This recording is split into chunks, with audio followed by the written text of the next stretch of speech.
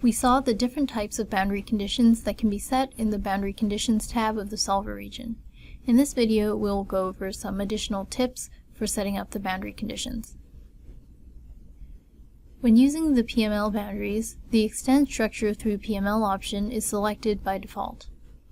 When this option is enabled, the solver will automatically extend any structure touching the inner edge of the boundary through the full thickness of the PML boundary. This prevents reflections that can occur if a material interface exists within the boundary condition region.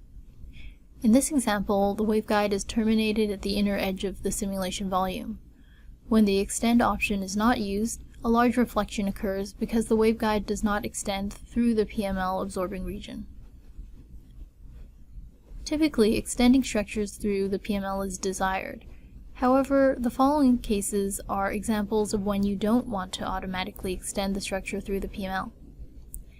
If you have an object which is angled, the simulated object will be extended in the direction perpendicular to the PML, so it changes the structure that is simulated from the actual structure.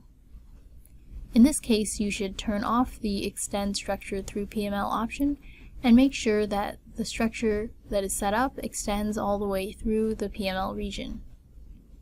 If you have patterning, you want to manually set up the same patterning in the PML boundary region.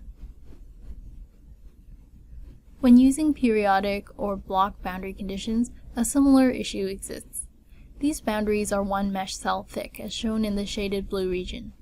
To obtain the most accurate results, the structure should be defined within the boundary condition region.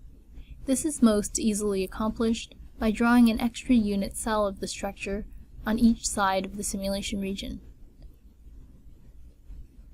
To check that the appropriate symmetry conditions are chosen for a given source polarization, you can simply check the CAD view. If the color of the shaded half of the simulation region matches the color of the source polarization arrow, the shading should be parallel to the source arrow direction. If the color of the shaded region does not match the source arrow, the shading cuts through the arrow perpendicularly. Symmetry conditions can also be used as a tool to restrict the allowed symmetry of the fields.